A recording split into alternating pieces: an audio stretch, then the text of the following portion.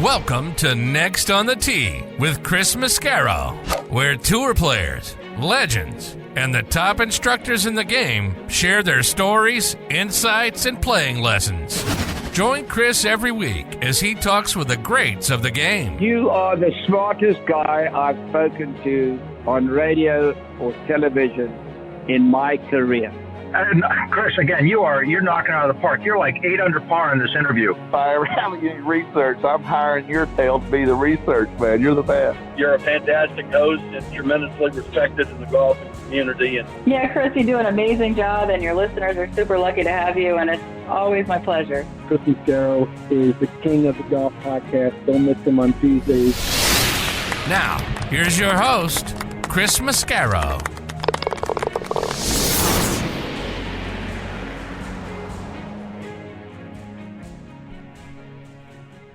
Good evening, folks, and thank you for joining me this week on Next on the Tee. I'm your host, Chris Mascaro. I hope your week is going really, really well. We're coming off one of the great finishes in U.S. Open history. My heart goes out to Rory McIlroy for what I guess I should say didn't go down on the 16th and 18th greens. 2 short putts that, unfortunately, he's going to have to relive for the rest of his life. Golf can be a brutal game at times. Nothing is more brutal than missing short putts to lose major championships. Just ask Doug Sanders, Ed Snead, and Scott Hoke about that. So I hate that Rory, who has been a good sport in some tough situations over the last year plus, like when the PGA Tour made him the face of the PGA Tour, then hung him out to dry last summer when they did that end around and met with yes or our mine without telling anybody, especially Rory. So I really feel badly for all of the things that he has had to go through on behalf of the PGA Tour, some things we've learned about in his personal life, and now this. Really, really tough. So my heart goes out to Rory McIlroy. As badly as I feel for him, though, I sure do wish he had stayed around to at least congratulate Bryson. The video of him immediately leaving the course without saying a word to anybody, I don't think was a very good look for him or the PGA Tour. I understand his emotions were running hot. I can also understand not wanting to relive that moment in front of the media over and over and over again. Get away from the situation, calm down. But to not congratulate Bryson, in my opinion, showed poor sportsmanship. I don't believe it's what we would teach our kids to do. It's certainly not what Arnie, Jack, or Tiger would have done. Like I say, when, for good or bad, he's the face of the PGA Tour, that face wasn't good in that moment. On a positive side, huge congratulations to Bryson DeChambeau. Boy, is he fun to watch. And the remake of his personality, that transformation, however or whoever made it happen, it's been 180 degrees from what it was a couple of years ago. Kudos to him for making the change and for how great he was with the crowd, even mid-round, shaking hands, fist-bumping people, interacting with them when he's on the tee and in between shots. His reactions were great when he came through in the clutch. And I particularly love that he stuck around for 2.5 hours after he won to sign every autograph. That is what Arnie would have done. All right, on to tonight's show. In part 1, I'll be joined by our man Tom Patri. TP and I are going to break down the good, the bad, and the ugly from the U.S. Open. Following him, I'll be joined by 2013 Senior Open champion Mark Wiebe. I'm sure Weaves and I will do the same thing. We'll also look ahead to the Open Championship at Royal Troon. The first Open Championship that Mark played in was at Royal Troon, and the first Senior Open Championship that he played in was there as well. So a lot of great insights for him on what we can look forward to at the Open Championship. Then in part 2 of this week's show, I'm going to be joined by one of the top fitness instructors on the planet and a wonderful lady who is also Level 3 TPI certified and certified by Golf Digest, and that's Courtney Weber. She's going to make her Next on the Tee debut. Very excited to have Courtney as part of this week's show. Following her, I'm going to be joined by a guy who's been a great friend over the years on the football show Thursday Night Tailgate, and that is Cree Morris. Cree played his college ball at San Diego State alongside Marshall Faulk. He also played over in NFL Europe. He's now one of the top quarterback coaches in the country and also a pretty fair golfer. So I'm excited to have him with me as we round out part 2 of this week's show. Before we get things started, I want to send out a huge shout out to Bob Ross. Bob is 77 years old and a resident of Greensburg, Pennsylvania, a suburb of Pittsburgh. On June 3rd, he was out playing golf with a couple of his buddies at Oden Park Golf Course there in Greensburg. and Bob makes not one, but 2 hole-in-ones. How great is that? The first one comes on the 104-yard 4th hole. He found the bottom of the cup there with a 9-iron. Then on the back 9, showing everyone that the first one wasn't a fluke, he makes another hole-in-one on the 142-yard 11th hole using a 26-degree hybrid. Look, I've been playing the game for almost 50 years, don't have a hole-in-one. Bob Ross goes out and makes 2 in the same round. You go, Bob. Congrats, my friend. What an amazing feat. I can only imagine how great the feelings were when you found both of those balls at the bottom of the cup. I wish you many, many more to come. Thanks as well to David Kelsey for sharing the story with me. If you've got a great golf story or you witnessed one, please share it with me by going online to chris@nextonthetee.net. Send me an email. We'll get that story on the show for you as well. Okay, before I bring TP into the show, I want to start off by talking about the great people over at the Pittsburgh Brewing Company and Iron City Beer, a company that I have loved my entire life and have been drinking since I was 21 years old, of course. Whether you're a hacker or a scratcher, the secret to a successful day on the links is knowing when it's time to grab an iron, even if that means keeping it in the bag till the 19th hole. If it's been a while since you've reached for Pittsburgh staple beer, it's time to revisit Iron City. Thanks to their incredible new facility in Creighton, the best-tasting Iron City beer ever made is now available at a course near you. Iron City pairs well with any lie and sky and serves as a friendly reminder that there's always next round. Iron City beer, best enjoyed while enjoying life. Now let's talk about golf getaways and buddy trip locations. When you're thinking about that, think about our friends over at the Macklemore, which is a wonderful resort located just south of Chattanooga, Tennessee, high atop Lookout Mountain. It is a casual 2-hour drive from Atlanta, Nashville, and Birmingham. The existing Highlands course is now ranked in the top 100 courses you can play in the U.S. by Golf Digest. The 18th hole is ranked in the top 10 finishing holes in the world. A second course, The Keep, is under construction and will open summer of 2024. The Keep is a Bill Bergen, Reese Jones design and features a 1.5 miles of dramatic cliff edge, with every inch of that edge filled up with a golf hole. A world-class hotel, Cloudland Lookout Mountain Curio Collection by Hilton, will open spring of 2024. Both have incredible views into historic Macklemore Cove, 1,200 feet below. You got to see it to believe it, folks. Stay, dine, and play golf above the clouds at Macklemore. Go online to macklemore.com to book your stay and play package. Now let's talk about the new P790 irons from TaylorMade. From the very beginning, P790 irons have been rooted in clean aesthetics and thoughtful design. However, their true beauty is found beneath the surface. With AI-optimized weighting and speed foam air on the inside, every iron is uniquely designed to perform exactly how you need it to. As striking as they are on the outside, their true beauty lies within. Learn more about the new P790 irons from TaylorMade by checking out their website at TaylorMadeGolf.com.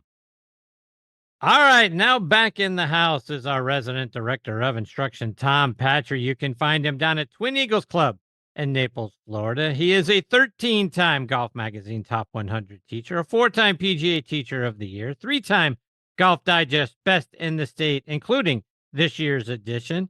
And he is back with me after a long hiatus here on Next on the Tee. Hey, TP, how are you, my friend? Christy boy. It's so pleasant to hear the sound, the singing sounds of your vocal cords, my friend. How has it been? Next question, please. This ought to be fun tonight. Okay, first things first. Let's talk U.S. Open, my friend, because it was great to see Bryson come back and win here after coming up one shot short at the PGA. It was? Talk about, it was for me. I mean, I thought it was fantastic. I think as even Rory stated. What are you on? You're on the live bandwagon all of a sudden? What are you talking about? You're now all of a sudden you're on the now you're on the live bandwagon because you want Bryson's your boy. He's your. I'm very excited to see Bryson win this golf tournament. Even Rory in his prepared statement, which I'm sure was written by somebody else. Statement. Read between the lines. Prepared statement. Yes. I'm sure it was written by somebody else, but in that prepared statement, he said Bryson is exactly what the game of golf needs right now. And I couldn't agree with that statement more. Oh, no? God. I'm going to throw up here. This is what this is going to be about tonight. Let's talk Really? about and you know what a big fan I am of the LPGA Tour. But you want to talk about the LPGA Tour or something? What do you want to talk about? We got to Bryson talk U.S. DeChambeau? Open. Come on, that was great. You don't Okay, think so- that was great? So far, we completely disagree with each other. What's the next question? That's all I Bryson got. DeChambeau? I got a whole bunch about the U.S. Open. Okay, We go got to ahead. talk that. Go ahead. Let's keep going about the U.S. Open. Bryson, great, Tell- wonderful win. Tell Nice me job. about what you saw this weekend. Share with me. What are your thoughts about what you saw? I saw the best bunker shot in the history of golf in a pressure situation. Yeah. On 18 by DeChambeau, no doubt about it. I saw Rory barf on his shoes twice in the last 5 holes. I mean, I'm listening to a friend of mine on Sirius XM who shall go unnamed, but we'll give you a hint. He lost the Tiger in a playoff at Torrey Pines, and he said that he made the comment that Rory actually hit a good putt on 18. He just misread it, and I thought to myself, what are you smoking, dude? That was one of the biggest decel up and out of it, gags, slider, never started on line, didn't hit in the center of the club face, bad putts. And I mean, Rory's going to be remembered now the same way Ed Snead and help me, Doug Sanders. Doug Sanders at St. Andrews, and also Scott Hoke at Augusta. Ed Snead and Scott Hoke at Augusta, and Doug Sanders at St. Andrews is remembered. And they will replay those 2 putts every year before that major, anytime he's in contention in a major for the rest of his life. You cannot run and hide from this anymore, Rory. It's part of your DNA now, and that's too bad because that's not really fair to do that to anybody. But that's the way Sanders is remembered when he loses by a shot to Nicklaus. That's why Hoke and Ed Snead are remembered at Augusta for giving away that golf tournament that would have been a career changer for them. And this right here, my friend, is going to be hung around Rory's neck for as long as he's breathing the air on this earth. So let's take that and go further with it, Tom, because Rory's got a lot of golf life left. Huh? I thought I went pretty far there, but go ahead. You did. I want to take it further because Rory's got a lot of golf life left. This career is going to go on for who knows how many more years, whether it's on the regular tour and when he turns 50 to go on to the Champions Tour if he so chooses to play in that. So he's got a lot of golf left to play. How do you compartmentalize, to your point, every time now, whether it's in just a regular PGA Tour event, we've got the Open Championship coming up in a month and a lot of majors left in his career. The next time he's standing over a 2-foot slider or a 3 or 4 foot putt that means something outside of finishing tied for 20th or something along those lines, how do you compartmentalize that and not let that thought come back into your head? Some people can and some people never will. So it remains to be seen, I think, Chris, if Rory's able to do that. I mean, as you know, in golf history, some of these situations have ended people's careers and they've never been heard from again. Now, I think he's a much better player than that, and I think he's so talented, but he's clearly, we have the driving into the Butler cabin at Augusta episode when we thought we had that Masters 1 standing on 10T. We had this situation. We've had several situations in his career where, he's definitely spit the bit coming down the, the express lane of the highway in the last 100 yards. This is another one of those instances. It remains to be seen whether you can put that away or not. And I got to tell you, Chris, on a world stage at a major, and in this major, the U.S. Open, obviously one of the grandest in our national championship. 10 years, if I'm not mistaken, 10 years removed from his last major, right? With a lot of near misses in recent history. Man, there's a lot of scar tissue here, man. There's an awful lot of scar tissue here. Can you put this away, or does it resurface every single time you're in the hunt with 3 or 4 holes left to play, and you're in a pressure-packed situation on really slick, firm, fast greens with those gremlins running around in your coconut? I mean, can you put it away? I don't know. It's hard, man. I mean, it's a really hard. We saw Phil do it, right? After the 06 meltdown in the same tournament. Phil who? Mickelson, maybe you've heard of him. Won a few times. Another one of my favorites. Keep going. What I'm saying, we saw Phil have a historic meltdown on the last hole of the U.S. Open when he should have won it. Yep. He was able to put that behind him and go on and win some majors after that. Has he ever won the Open? No. No. Okay. And has he ever really played well again in the Open? No. No. Okay. Okay. Next question. All right. So in your mind, did Rory lose the tournament or did Bryson win it? I think you can build a pretty sound argument either way, right? I mean, Bryson, if you look at his driving stats for the week, he was absentee off the tee. I mean, he pounded it 9 million miles. And how many times did he hit it in the wiregrass where it bounced around, and you get up there and he had a clean lie? I mean, if we're in Vegas, we'd be betting against it the next time he hit it in there, right? But he never really hit it in the crap and came up where he, with the exception of 18, with the root there in the tree. But for 71 holes, he hit it all over the lot. Yep. Really, and could put the club on the ball almost every single time, which was amazing to me. How many times he came up with a clean lie and a short iron in his hand, and hit a wonderful shot like he was in the middle of the fairway, up on the green. So, and listen, when you win things, when you win majors, we saw Freddie in the bank at number 12 at Augusta. How did that ball stay on that bank? Right? When you're going to win, things happen that go your way. He said it himself. If he had 100 chances in that bunker again, he might hit that shot 4 times, something like that, but maybe not as good as that one. So when it's your turn, those things happen. So you can build that argument. On the other hand, if Rory did what he's supposed to do from 4 feet and from 2 feet, the one on 16 was 2 feet, no more. Okay, and by the way, the one on 16 had nothing in it. It wasn't like it was a slider or, it moved radically one way or the other. It was a straight in stock 2-footer that you can build that argument either way. Did Bryson win or did Rory lose it? Take your pick, roll the dice. What do you like? So what's your take on Rory immediately leaving the golf course after Bryson's putt goes in on 18, not even sticking around long enough to at least be gracious and go over and shake Bryson's hand? If you didn't want to talk to the media, I get it. But I'm having a hard time with I'm exiting stage left without showing any sportsmanship.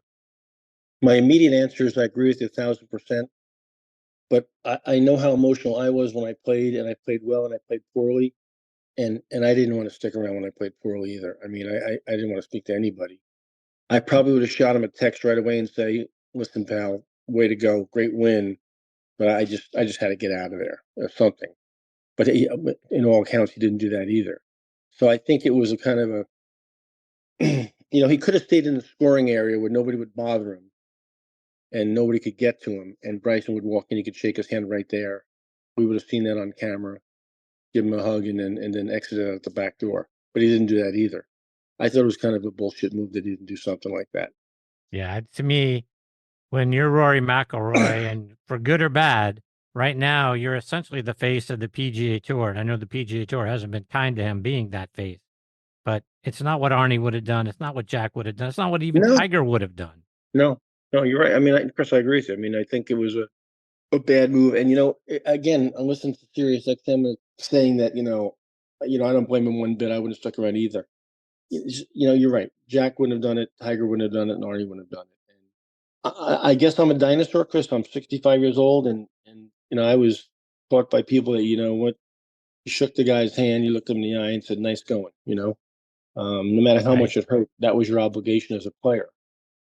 They're not criticizing him very much for that. And anybody that's not criticizing for that in the media, shame on you, because it's a bullshit move. He said he's going to take a few weeks away from the game now to process everything and build himself back up so he can defend his Scottish Open championship. It seems like with all the things that Rory has been through, we've heard about the marriage, it's on again, it's off again. We know about his role on the Players Council. That's on again, it's off again. So there's been a lot of sort Oh, of and Chris, I love Live, I hate Live. I yeah. don't. Those guys shouldn't have a pathway back. Those guys should have a pathway back. You know what? I'm going to get blasted by my friends on this one, and a lot of people in my industry. But Rory speaks out of both sides of his mouth. Coming down the stretch with Rory and DeChambeau, I had no dog in the fight. I really had no dog in the fight. I mean, he just speaks out of both sides of his mouth, and it's kind of like you can play 100 sound bites right now where he's contradicting his own previous quote on a number of topics. You make up your mind, man. Make up your mind. Let's go to the positive side. Let's talk about. Oh, let's go. Here we go. Let's talk about what Bryson did, though. I mean, to me, it was impressive to see him. He had a 3-shot lead at the beginning of the day. He falls to 2 strokes behind Rory at one point there on the back 9. Didn't hang his head. Didn't go into the tank. Kept playing and pushing himself. To me, that's very impressive from a young man who, not all that long ago, we thought he had issues with his personality. He may have been a whiner and a baby and all that sort of stuff.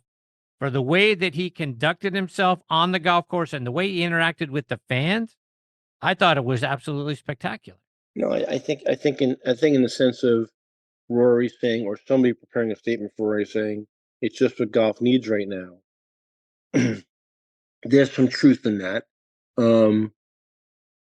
Somebody, and I got to believe this because somebody pulled him aside, who he has some respect for, and said, dude, you got to turn this around because you're like Darth Vader right now. And you need to be, Luke Skywalker. And you're not. And they sat him down, and somebody gave him some awfully good advice. And luckily he listened to whoever that was. And he's changed his image 180 degrees. Now, my question to you, is it real? Or is it Memorex? Is it a stage show, or is it really and truly sincere? The about face is so abrupt and so 180. I'm having a little trouble swallowing it. Now the general public loves it. Listen, the general public eats that stuff up. They just love that. They love John Daly. He's an idiot. He's an idiot. They love him. He's a drunk. He's a wife beater. He's an alcoholic. He's had more handcuffs on than Chantilly lace. I mean, and they love him. And he's like the everyman. He's like Huck Finn, right? But again, as a 65-year-old professional, as a traditionalist, I got to take a deep breath on that deal. I mean, I'm not sure if it's real. Listen. I hope it is. I hope it really is real. And I hope John Daly doesn't have a tragic ending. I hope it's okay. I wouldn't wish a bad thing on him, but God, it's hard to watch for me as a dinosaur, and that I know I am. Well, I think it is genuine. I think if you go out and you look at his YouTube channel, and he made reference to this several times in his post-tournament press conferences and interviews, that content that's out there, and it's been out there for a while, and he's interacted with lots of different players, he has said that has allowed him to show his true side. And again, these posts aren't just from the last week or month. There's a lot of great content over a long period of time. He says being in front of that camera has drawn himself out and let people see who he truly is. So I think kudos to him. He made the transition, whatever got him to make that transition, and he's done a fantastic job of it. I hope he gets the credit he deserves. I hope you're right, Chris. I hope it's 100% true that he had a wake-up call. It's real. It's sincere. I really hope it is. Yeah, do I. I also hope that someday the PGA Tour is the PGA Tour again, and it's not owned by a foreign entity. But I'm not sure if that's going to happen ever again or not. Yeah, I keep hearing rumors, speaking of the proposed merger that's supposed to be out there, I keep hearing rumors from people inside the industry that the deal is actually already done, and they are just waiting to announce it. Now, I thought they would announce it today or yesterday, coming out of waiting for the U.S. Open to be over. Hey, let's wait till that's over. Let's not take the shine off of that, and let's then come out and talk about it. We've got this month in between the U.S. Open and the Open Championship. I was expecting something, like I said, yesterday or today. It obviously didn't happen. So I'm hoping that is forthcoming. And let me ask you one other thing, just on a little side note. I'm going to ask you a question now. Do you like the schedule? The schedule, the PGA Tour schedule? Yeah. I mean, I think it needs some help. I think, the idea that we have some of these signature events right before or right after a major kind of takes it away from some things. How about the fact that you have a PGA Championship and the U.S. Open within 3 weeks of each other? Yeah, I mean, we're used to a month, right? Every, Right. every 4 weeks or so in the summer. I hate the schedule. Hate it. What do you think they need to do differently? Space it out more? Yeah, I just think it's just too compressed. And to Scotty's point, you're playing the PGA, and then you played an elevated event, then you're playing the Open. How do you get up to for that? Such different events 3 weeks in a row on really ball busting golf courses where it's just taking so much out of you. And how do you really put your best foot forward? I mean,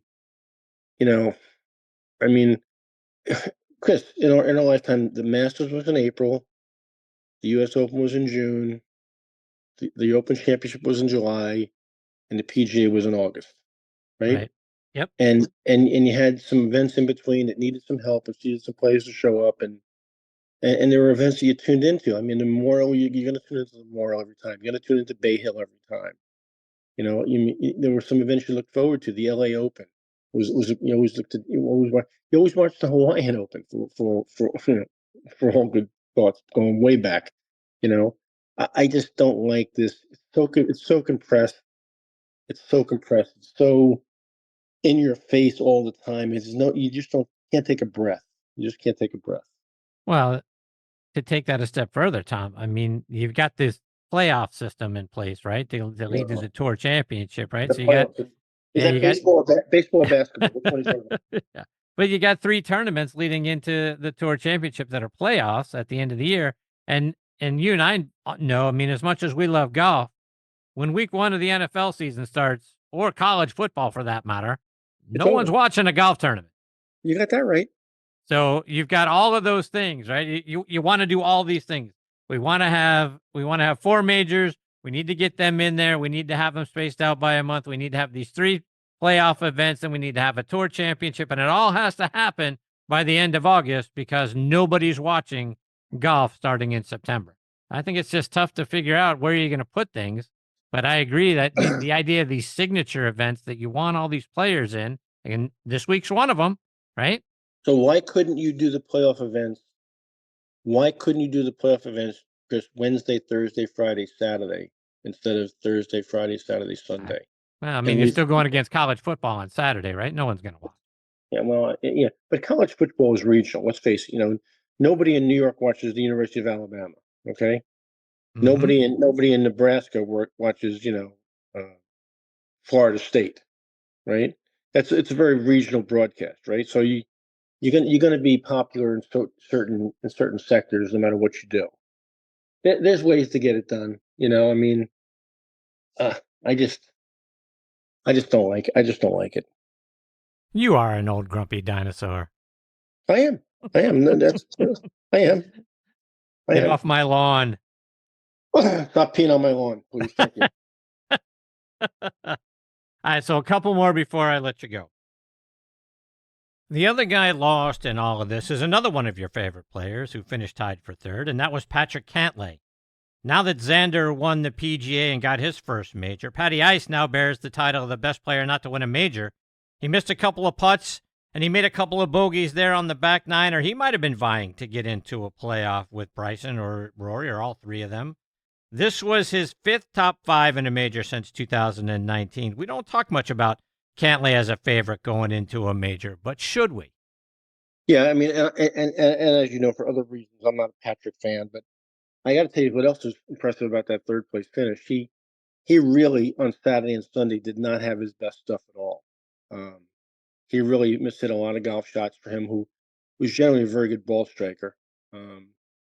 and he hung in there, and he hung in there, and he hung in there, and he was around right till the end. I mean, he really was around there right till the end. If he had made a couple coming in, he could have been a real factor.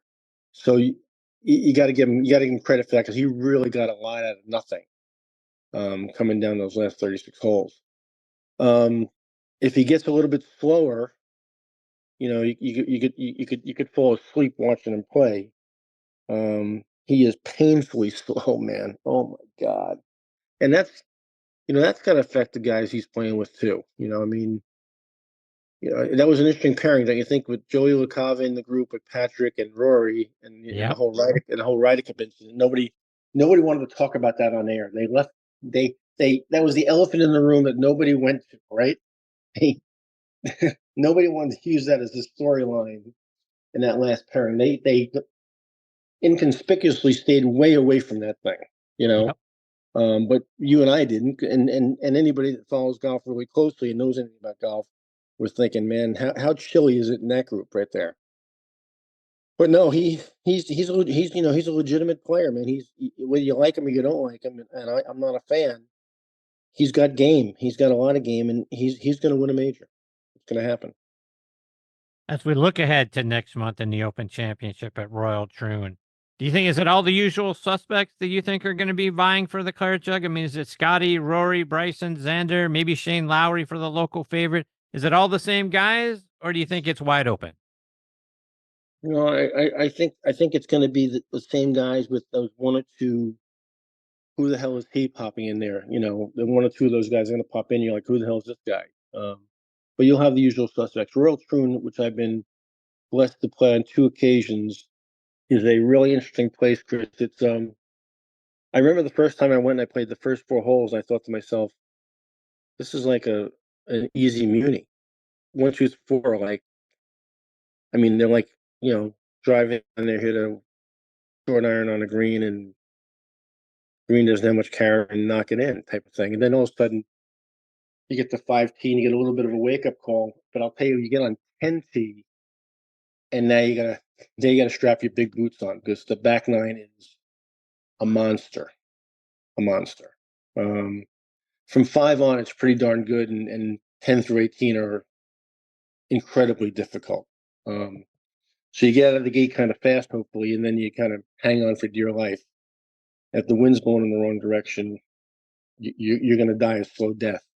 But it's a great place. It's a great venue. It's a great little town. People in that town are so stoked by the Open being there all the time, and they really, as is all Scotland.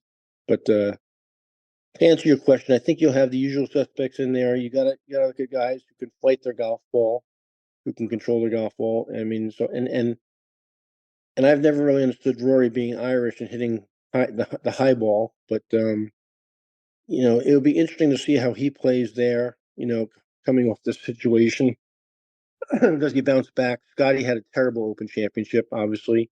Xander's playing great. Cantley's playing great, right? I mean, there's a lot of good guys that are playing good at the right time, and then there's guys that we would like to have play good, but have been absentee, as in Ricky, as in Spieth, as in Justin Thomas, who are just absolutely invisible right now. So we got an interesting mix. Shane Lowry, it's a great name for there, because he's played well of recent times, and he's always a good win player.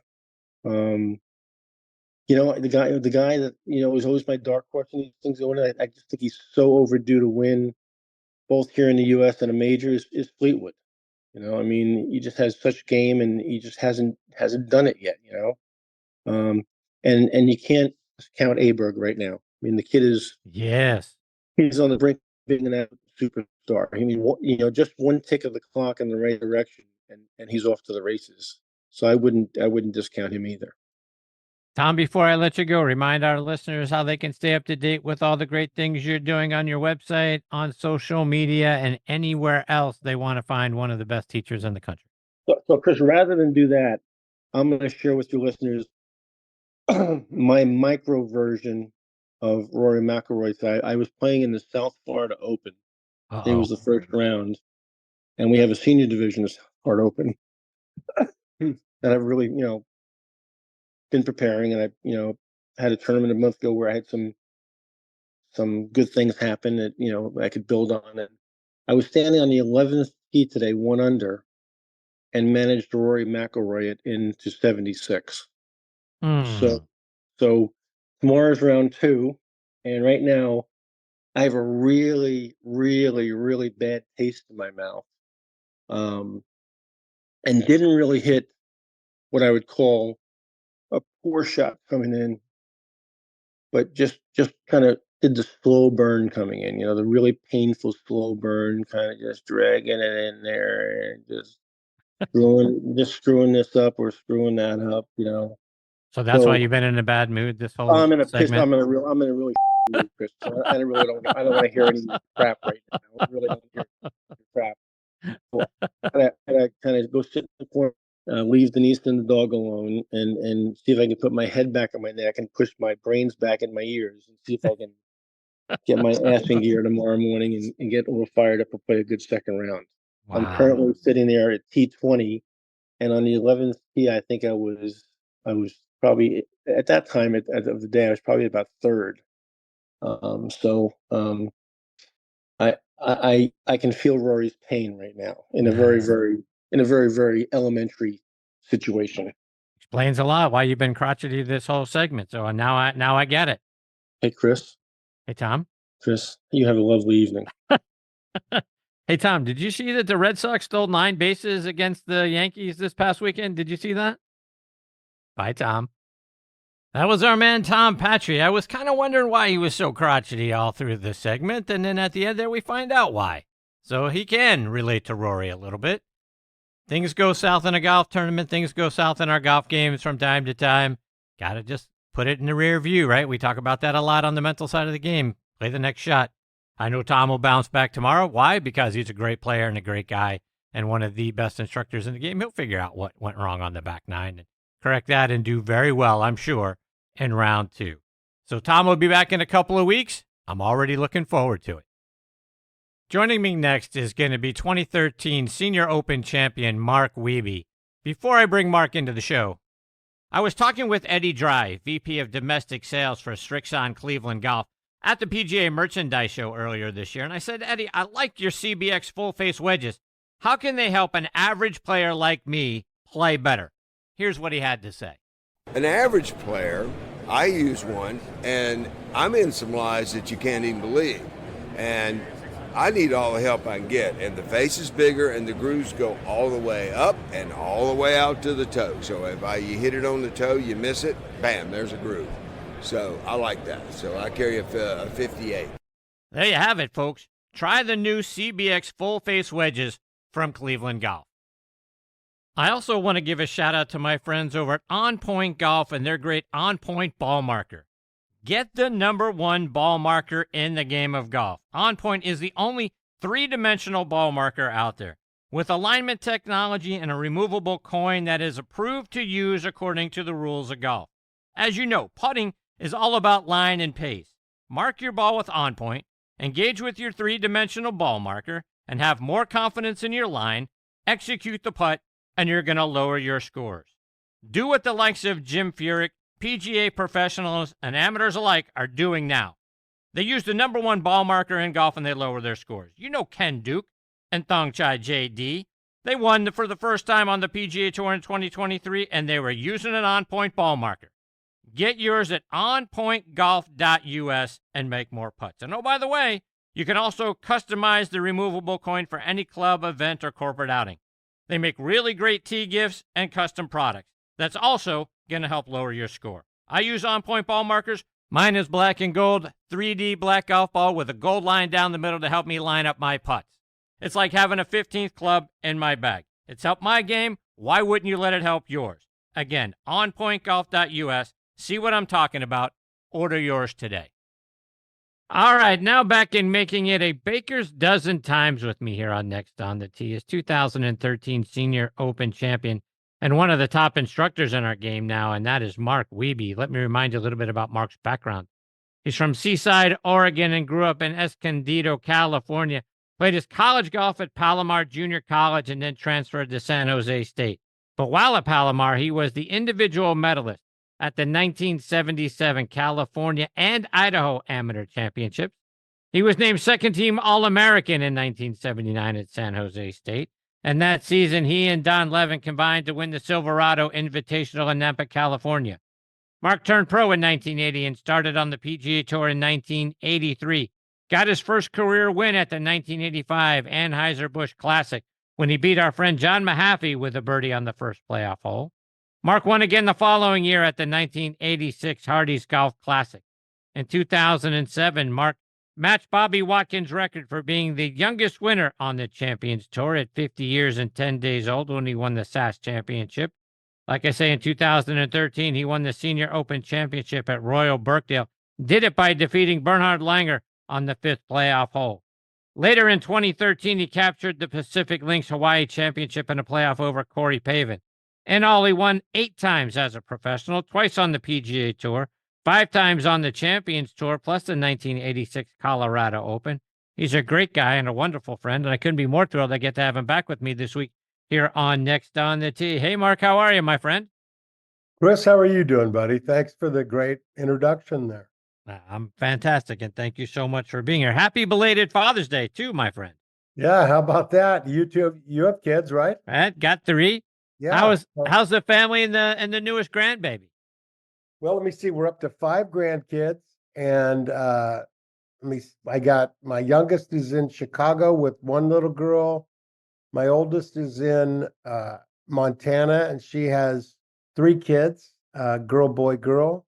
And then my son actually lives here in the area in Phoenix, and about 30 or 40 minutes away, and they have 1 little girl. So everybody's doing great, and being a grandpa is awesome. Good for you, my friend. No doubt. So, Mark, I keep wondering every time I turn on PGA Tour radio when I'm going to hear the Mark Wiebe show. I know we've talked about this a couple of times recently when you've been on the show. Any closer to us getting Mark on the radio? Well, I've kind of set out a couple feelers to a couple people and said, I'd love to do it. I'm probably closer to the edgy side of things than I am walking down the middle of the lane. But I think we need a little of that too. So, I guess when the timing's right, maybe that will come about. I certainly hope so. So that begs the question, if you're walking more on the edgy side of the game, what are some things that have got you kind of scratching your head? Well, lots. The first thing that comes to mind is what a great U.S. Open championship. Scratching my head is the way Rory acted and leaving the facility. Yeah. Scratches my head a little bit. And not that I'm on Rory's level whatsoever, not even close. But I remember losing the Kemper Open way back when. Played great all week, and I 3-putted the last 2 holes to lose to Justin Leonard by 1 shot. And the last place I wanted to go was the media room, and the first place I went was the media room. So you got to suck it up. And I understand it's tough, man. It's hard, and he has a different life than me, but that makes me scratch my head a little bit. And I'm not one that's going to give a pass because of you were really down or it was really hard on you or any of that. I think that there's a certain obligation to yourself and your family and your name and your fans and the media. And I was pretty disappointed with that, actually. And it's too bad for him because it came on the heels of Bryson being right there, going over and congratulating Xander at the PGA, doing the thing that you're supposed to do. And I don't think he avoided the media. I know he didn't bogey coming in, but he lost by a shot. So yeah, on the heels of a great example of how you should be was probably not the worst example, but probably not a great example, or maybe a good example of how you shouldn't be, I guess. Yeah. I Tom, Patri, and I were talking about this in the first segment, and I agree with you, Mark. For a guy that is now, like it or not, the face of the PGA Tour, and I know they haven't treated him well, really stuck him out there and then left him high and dry, and he's got a lot of other things going on in his life. He and his wife and family, they've had some struggles, so he's had some things off the golf course, plus the live thing and all of that sort of thing that has gone on. But yeah, like I said to Tom, that's not what Arnold Palmer would have done. That's not what Jack Nicklaus would have done. That's not what Tiger Woods would have done. And probably the majority of the players out there. I know it hurts, and I get all of that. And to hear the questions and having to relive it over and over again as people want to know what was going through your mind and this, that, and the other thing. But I almost think that's part of it. When you sign up to be a player out on the PGA Tour, you got to take the good with the bad. And I think that was a really bad image of him just packing it up and getting in his car and leaving. And on some level, Mark, I might have given him a pass for not talking to the media. But like you said, Bryson went over to Xander, shook his hand, told him well played and all that sort of thing. I think Rory could have at least gone out there, shook Bryson's hand, talk about what a great, battle it was. I came up a little short. I got some things I got to go work on. The short putting thing is something I got to fix so I can go defend my Scottish Open and play better in the Open Championship. He could have been really gracious about the whole thing.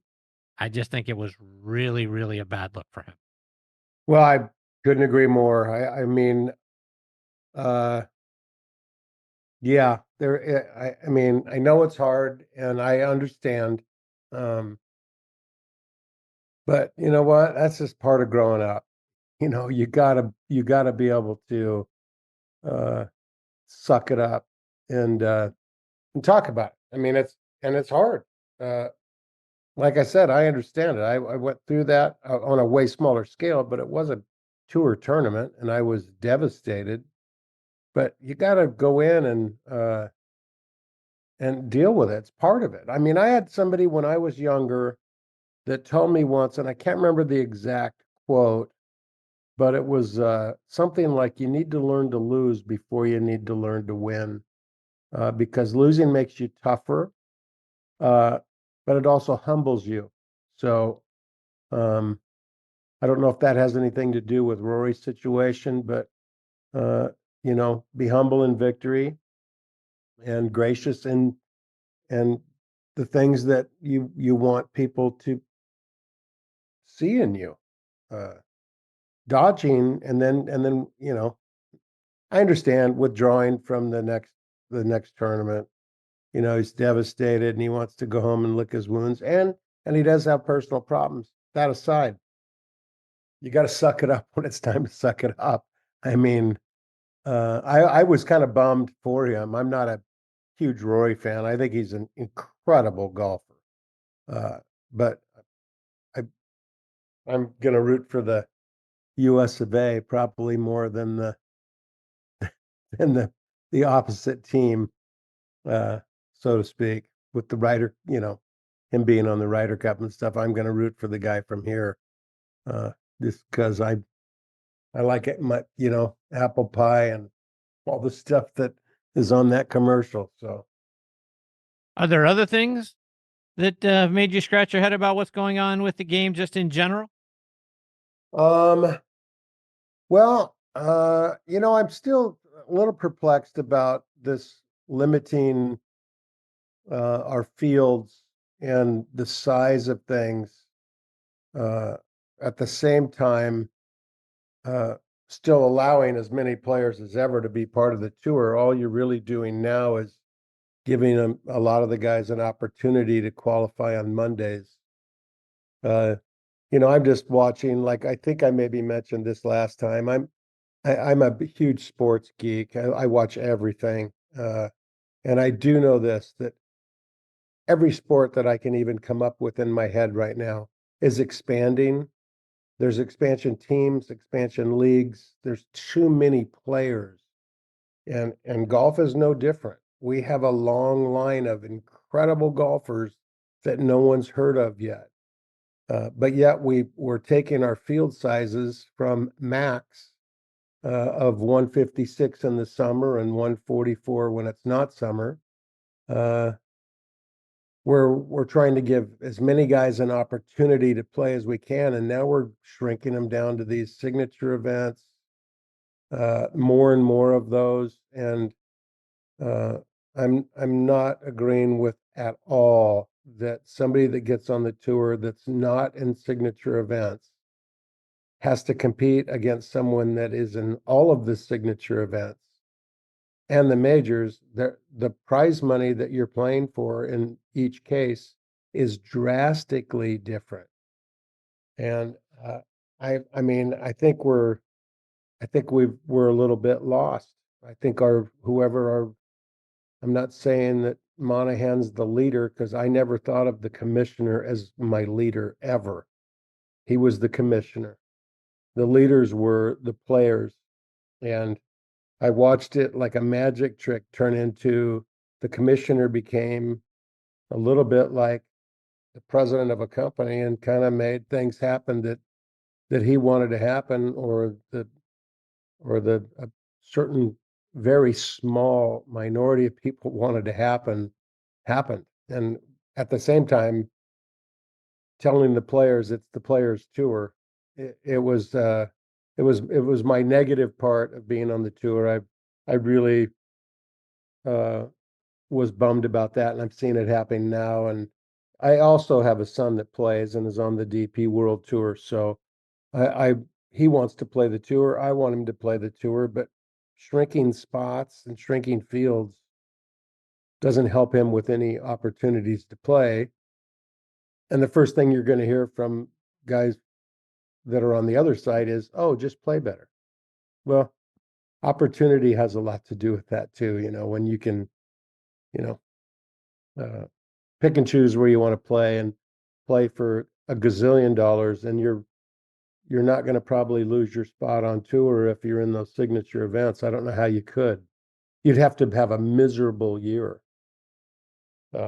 So, those things make me scratch my head, and there's nothing that's going to be done about it until there's something done about it. But there's nothing I'm going to say that's going to change things. And I don't want to be known as a complainer. I pay attention to things, and I watch, and I try to judge things on, is this wrong or right? Is it good or bad? What are you doing to get as many guys an opportunity to make as much money as they possibly can? Are you doing that? So let's take that a step further, though, Mark, because as we've learned over the last few weeks, looking at the tour council, right? We've had Jimmy Dunn resign on the spot because he said there wasn't appreciable movement in those talks and his role was superfluous. We had, a week or two later, Mark Flaherty, another independent member of the board, resign. Now you've got the majority of players on that council, and Jay Monahan on the other side, maybe one or two other independent people, but the players are way outranking or outnumbering, I should say, the independent people. Are you concerned at all about who is now leading conversations with a Yasser Al-Rumayyan, and who's making decisions on behalf of the PGA Tour? Is it better that there are more players? And my concern would be you don't have very many smart businessmen in there. You've got great players. I don't know how smart they are business wise. You've lost two smart ones, and now you're trying to negotiate with a guy like Yasser Al-Rumayyan, who's in charge of the PIF and all that sort of thing. I've got some concern about who's making such decisions about the future of our game at the professional level. Do you have any concern about that? Huge concern, along with many tour players that have been vocal in social media that I've read about in articles. And I'm hugely concerned. I mean, obviously, it's not working the way that is right now. There's not much I can say positive about the commissioner and his staff right now, so I'm not going to say anything bad about him. I just have nothing positive to say about him. But it does concern me because you have to. I don't know. Maybe I know everyone has learned this, but usually smart people surround themselves with smarter people. or you don't even have to be smart to start with, but you surround yourself with people that have knowledge in those areas. And I'm not sure that's what we're doing. But I sure would love to see that. I would love to see not just players, but I do want a player's voice for sure in those meetings. But I want a player's voice that is not heavy on one side or the other of the top. Yeah, we should have signature events, and I don't want someone that said we shouldn't have any signature events. I would like someone in there that can see everything and make a good decision or a good judgment that's good for the whole, not just good for the top 20 or 30 guys. This is, we're missing the point here. This is the PGA Tour. This is not the World Tour. This is the PGA Tour. So I know the PGA Tour thinks it needs to expand and play in all these different countries, and maybe so. I'm not a businessman. I wouldn't know that. But I do know it's the PGA Tour, and we have so much that we rely on. For instance, the Ryder Cups, or we have our home bases here. It's not anywhere else, and I would love us to pay more attention to our sponsorships in the United States. At the same time, I do love the fact that golf is expanding and going around the world. I think that's awesome. I don't care what tour. I think that's awesome. I don't think our tour should spend as much time outside of the United States, meaning I don't think half the tournament should be outside of the United States and half should be in. I think we need to have our majority, and so we can get our companies to profit, and the companies here in the United States to profit, and the people here that live here, the fans. Now, the people that go out are the people that are viewing on TV. Give them a chance to watch a golf tournament. That's where I would like to see more of our lean in a direction, probably more that way. But I do love the fact that we do have some expanding and going around the globe. I think that's awesome. No doubt about it. I also am like I told you, I'm a huge sports fan, and I know that I'm shifting gears slightly, but not too much. But I know that when there's tennis tournaments going on, there's also opposite tennis tournaments going on, and there's races going on, car races that are going on at the same times.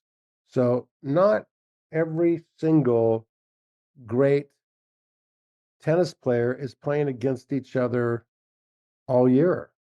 They come together at the majors, and they all kind of try to make their way through. In the meantime,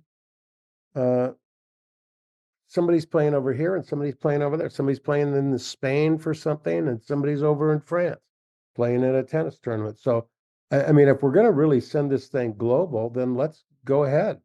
But you're going to need more players. You can't just do it. You can't have the same group of guys go to the same tournaments, because it's going to become boring to watch the same guys. Now, this is me. I'm a player. I'm a fan, and it's totally my opinion. And you know that already, because Yep. So that's how I'm trying to look at things, because it's a mess. It's just a mess right now, and you don't get to know anything because only there's certain guys, Tiger and whoever, having these little talks that they don't tell you anything. They say, oh, it's moving in the right direction. Okay. I get that. I understand what you're saying. You don't want to say anything. So, Yeah. I'd like to know. I mean, I think it'd be cool to know. Right. I think we all do. Yeah, I think we all. And you know what?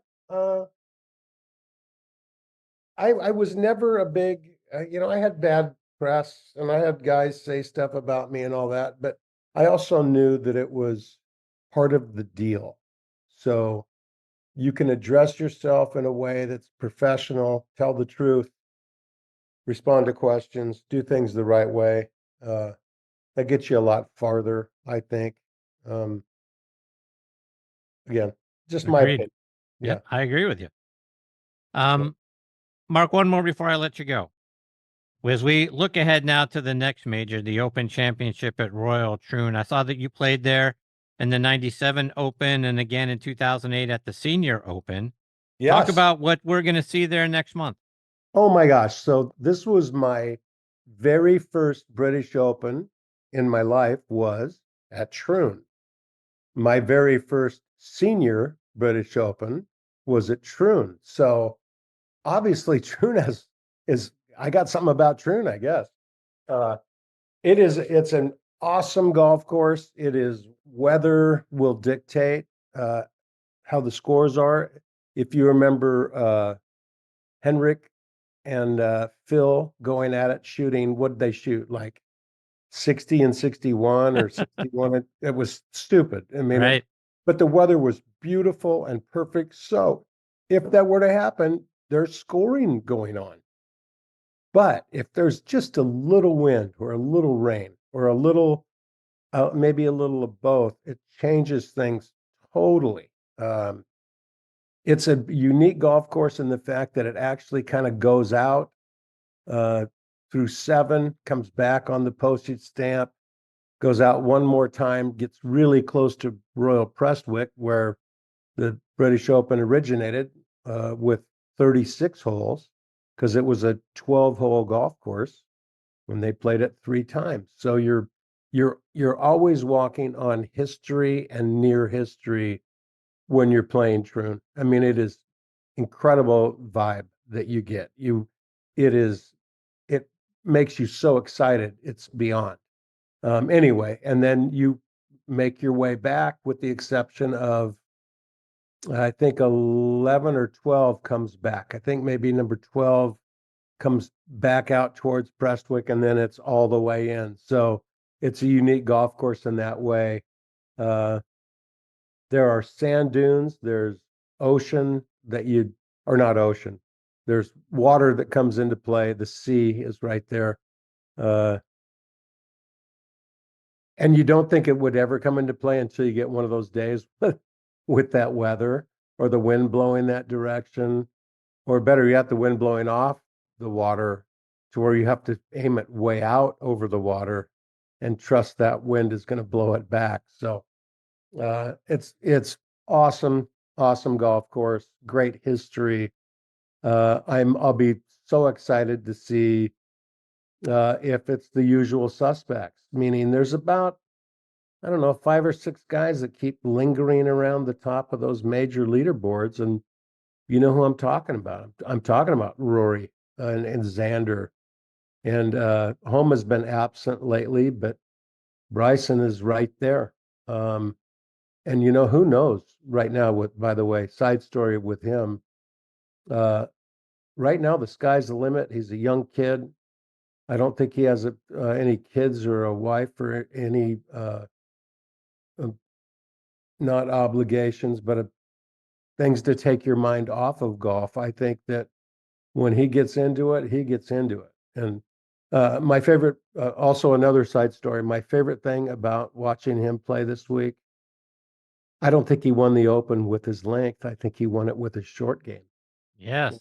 I think if we all watched it, we saw an incredible talent around the greens on those lies, and putting, but the pitching and the bunker shots were, for a guy that can bomb the ball and hits it that far, to honestly say he won that tournament with his short game, not his long game.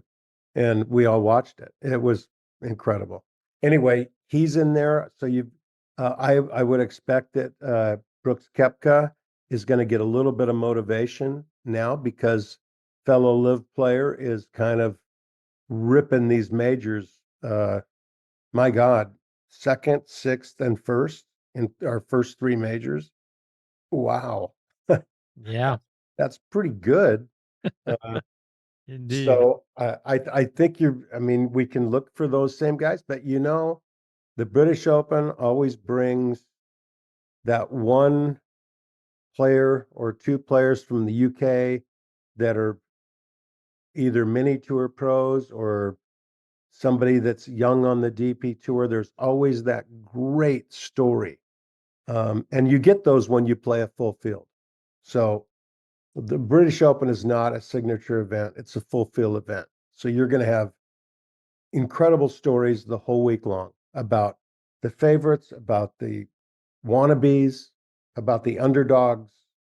And then the weather is always the main topic of conversation. So Right.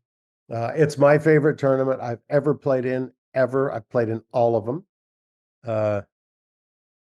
I just think it's a world open. I think obviously I'm not shortchanging the Masters or the US Open or the PGA. They're incredible tournaments.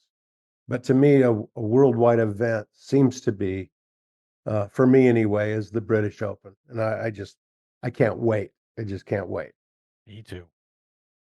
Mark, before I let you go, remind our listeners, how can they follow you, whether it's online or it's on social media?